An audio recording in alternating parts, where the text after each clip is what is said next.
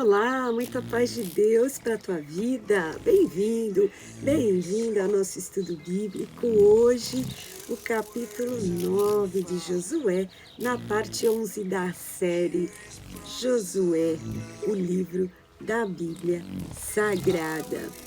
Eu quero convidar você a ler todo este capítulo 9 do livro de Josué e depois volta aqui no nosso vídeo e confere com a gente nossos pensamentos, comentários, impressões. Eu sou Dilmar, pastora na comunidade evangélica da Vitória, em Guarulhos, São Paulo. Vem comigo. E na semana passada, a gente viu como Deus deu uma nova chance para o povo de Israel, para eles recuperarem o tempo e recuperarem aquela derrota sobre a cidade de Ai, que trouxe vergonha e trouxe muita frustração para todo o povo. Mas o Senhor deu uma nova chance e eles buscaram a Deus e foram nas instruções do Senhor, e com essa nova chance foram novamente abençoados e vitoriosos. E então recomeçaram a jornada de vitórias e de conquistas na terra prometida, sob a liderança de Josué, servo do Senhor. Eu quero compartilhar com você um versículo da Palavra de Deus no Novo Testamento, que está no livro de Lucas, capítulo 8, versículo 17.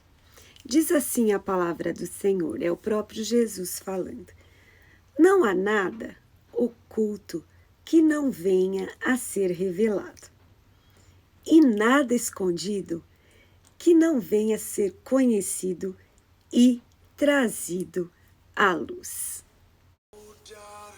Bom, você já deve ter sido enganado alguma vez. Se não foi, talvez há uma probabilidade muito grande que você um dia seja. Se você já foi enganado, você sabe que sentimento horrível é.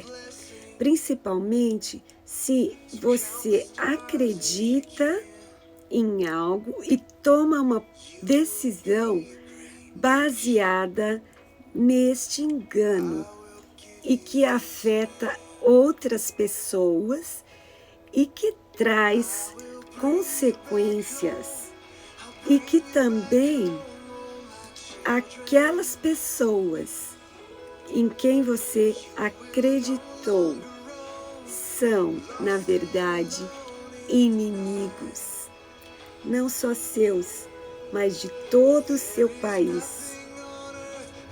Isso aconteceu também com Josué. Havia os moradores de uma cidade que se chamava Gibeon. Uma cidade que essa cidade era considerada uma cidade grande. Era considerada uma cidade ainda maior que Ai, aquela cidade que eles acabaram de conquistar.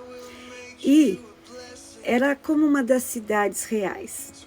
E o povo dessa cidade de Gibeon era homens valentes, seus moradores eram homens poderosos. Então, quando esses homens ouviram que Josué vinha nessa cruzada de conquistas sobre Jericó, sobre Ai, eles tiveram uma ideia e eles acabaram chegando para Josué num disfarce. Eles tiveram um plano. Então eles se vestiram de uma roupa estranha, se fingiram ser embaixadores. Eles levavam sacos velhos sobre seus jumentos e odres de vinho velhos e rasgados, remendados. E aí eles tinham nos seus pés sapatos velhos e remendados, roupas velhas, e trazia pão seco e bolorento. E vieram com uma história para Josué, que eles eram de uma terra distante e queriam fazer um acordo com Josué para eles ficarem lá morando com eles. E Josué perguntou quem eles eram, aí de onde eles eram, e eles ficaram falando que eles eram de lugar muito distante. Mas eles vieram por causa do nome do Senhor Deus, porque ouviram a sua fama e tudo quanto fez no Egito. E pasme, Josué acreditou nessa história e deixou eles ficarem lá. E ainda jurou que não ia matá-los. Então, Josué fez acordo com eles e falou que ele ia deixá-los viver. Fez paz com estes homens de Gibeon, sem saber que eram de Gibeon, porque Gibeon estava ali pertinho, né, vizinho deles. E ainda os líderes da congregação lhes prestaram juramento. Então Josué e os líderes, os príncipes ali da congregação de Israel, acreditaram nessa história, nesse plano, nessa estratégia, neste teatro, neste fingimento desses homens. Então, lembra do versículo Lucas 8,17? Nada oculto que não seja revelado, nada no escondido que não venha à luz. A mentira tem perna curta, já diz o ditado. Em 3 dias, depois que eles fizeram acordo com eles, ficaram sabendo. Eles não eram de uma cidade distante, eram seus vizinhos. E agora? Agora eles não iam poder feri-los, porque tinham prometido que não iam matá-los. E eles estavam, então, numa situação muito difícil, e a congregação toda, todo o pessoal, todo o povo começou a ficar muito bravo com essa situação e muito incomodados. E os líderes tiveram que explicar e dar satisfação para o povo. Olha, a gente não pode matá-los, não podemos feri-los, porque nós prometemos, nós falamos que não iríamos matá-los. E aí eles combinaram, nós vamos deixá-los viver, mas eles vão ter que ser rachadores de lenha, um trabalho bem pesado, e tirar água para toda a congregação.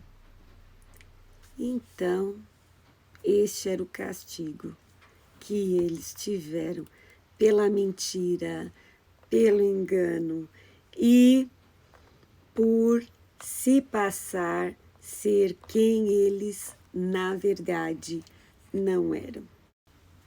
Aí Josué teve que chamá-los, chamou esses homens e falou para eles, dizendo assim: por que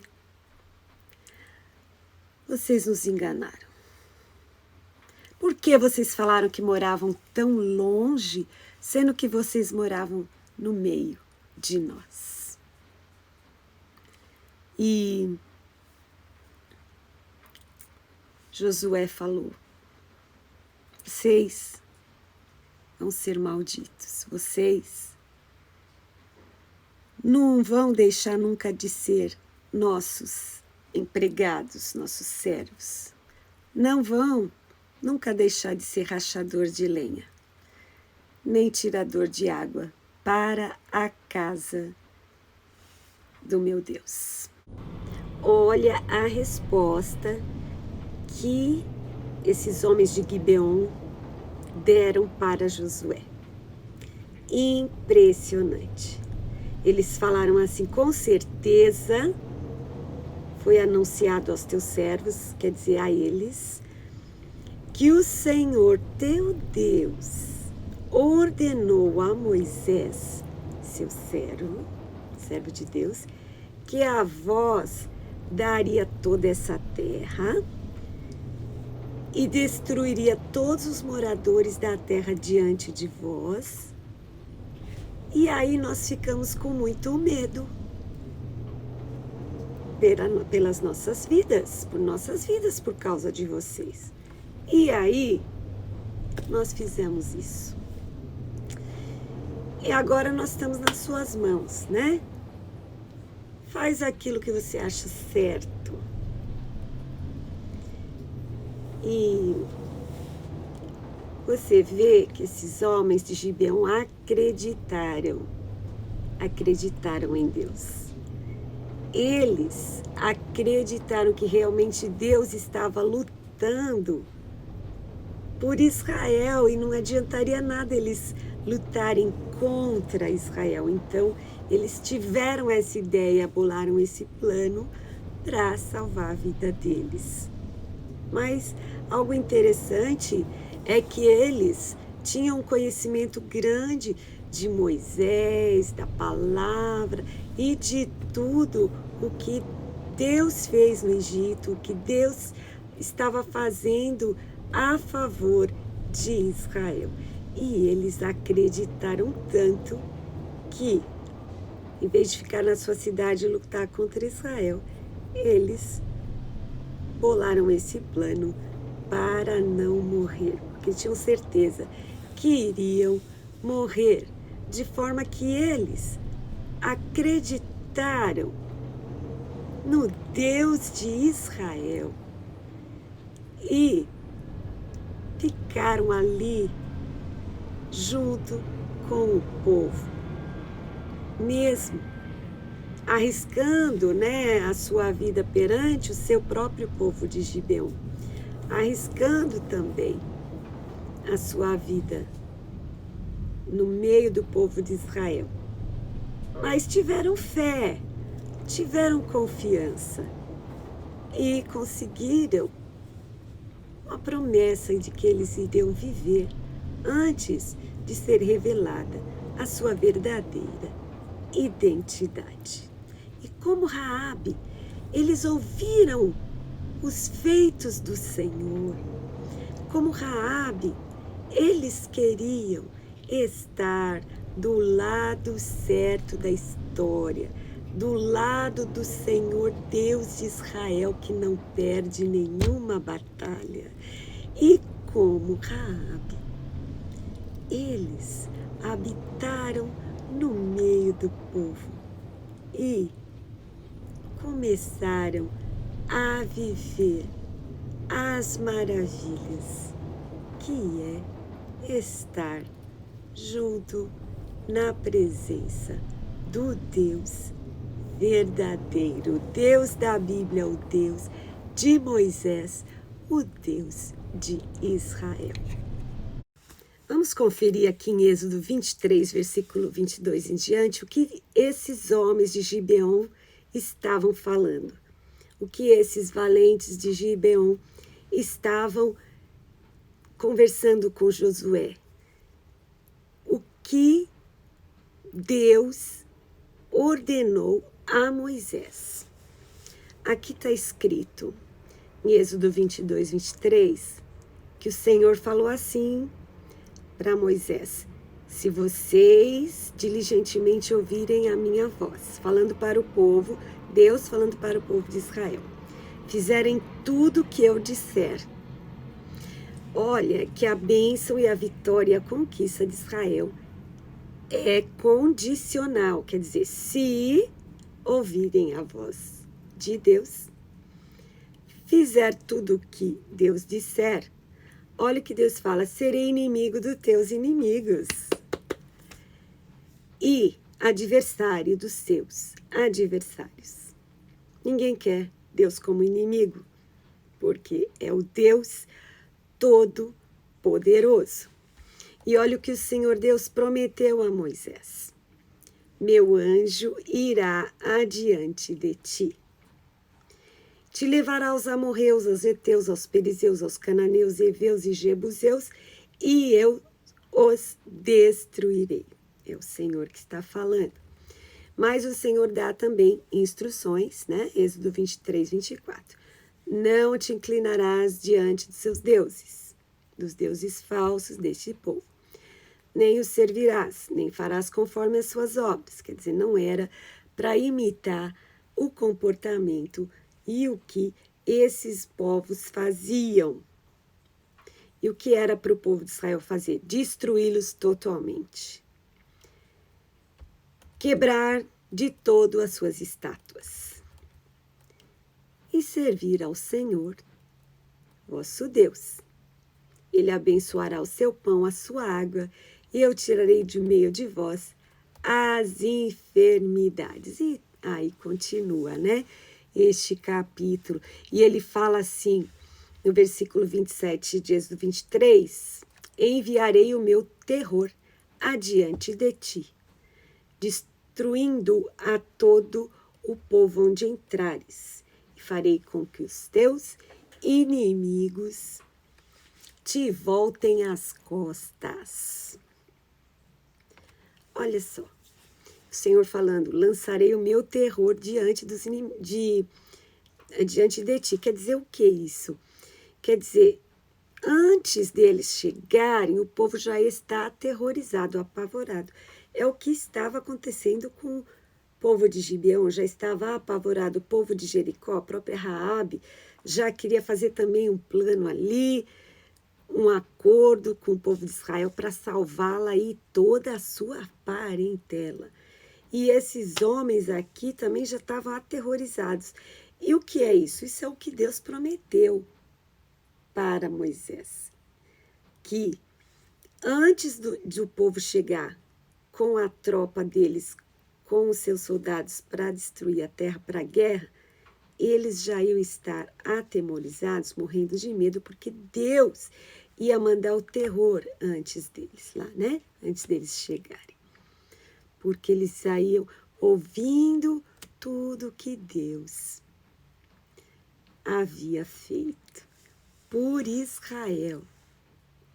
Então, esses moradores de Gibeon verdadeiramente acreditaram e conheciam quais eram as boas promessas de Deus ao povo de Israel e tomaram providências estratégicas para escapar da morte. Eles temiam pelas suas vidas e creram nas maravilhas do Deus verdadeiro, o Deus da Bíblia, o Deus de Israel, o Deus de Moisés, o nosso Deus.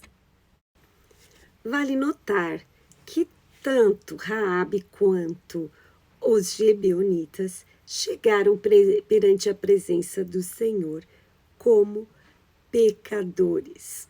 A Raabe era prostituta e os Gibeonitas eram mentirosos. E também, tanto Raabe quanto os Gibeonitas estavam dispostos a arriscar a sua associação ao seu país e estar no meio do povo de Deus.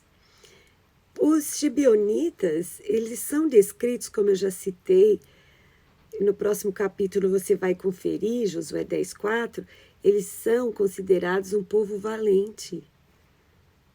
Eles se tornaram alvo de ataque por escolherem o Senhor Deus, escolherem o lado de Israel.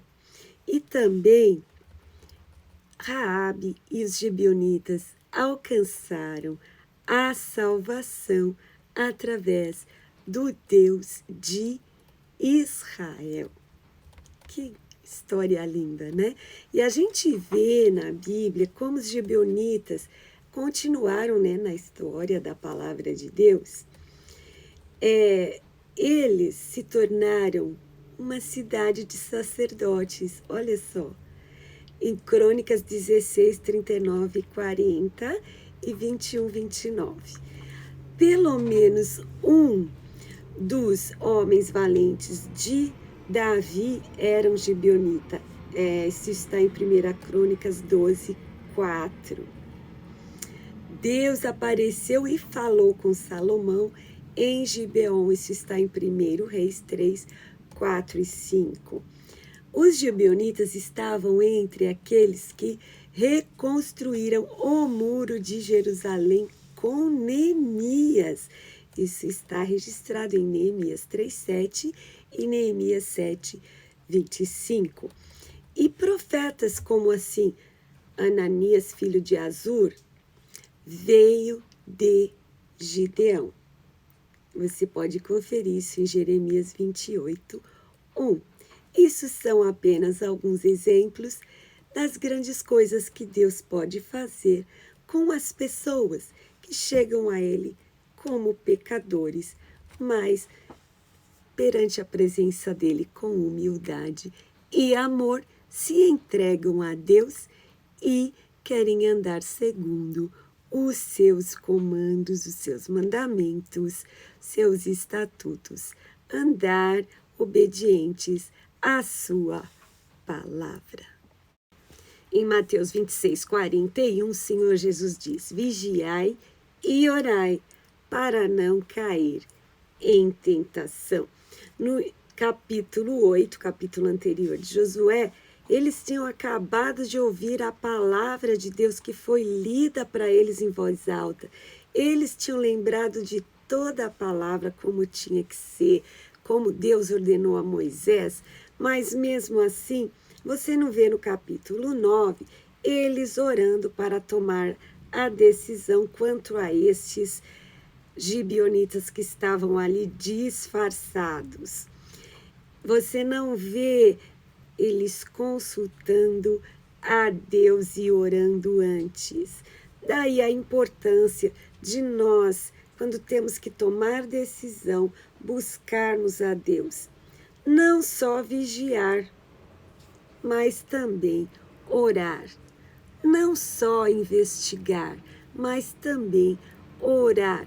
E também não só orar, mas vigiar. São duas coisas que têm que estar juntas e que a gente não vê aqui no capítulo 9. Tanto Josué como os líderes tomaram decisão do seu próprio entendimento, que a Bíblia diz: não se estribem no seu próprio entendimento. Mas o temor a Deus nos leva a consultá-lo em todas as decisões, desde as mais simples até as mais abrangentes. E essa decisão era muito abrangente, então deveria haver sim vigilância e oração. Pense nestas coisas e até a semana que vem com mais um emocionante, edificante e precioso capítulo do livro de Josué, a palavra de Deus. Deus te abençoe. Muita paz.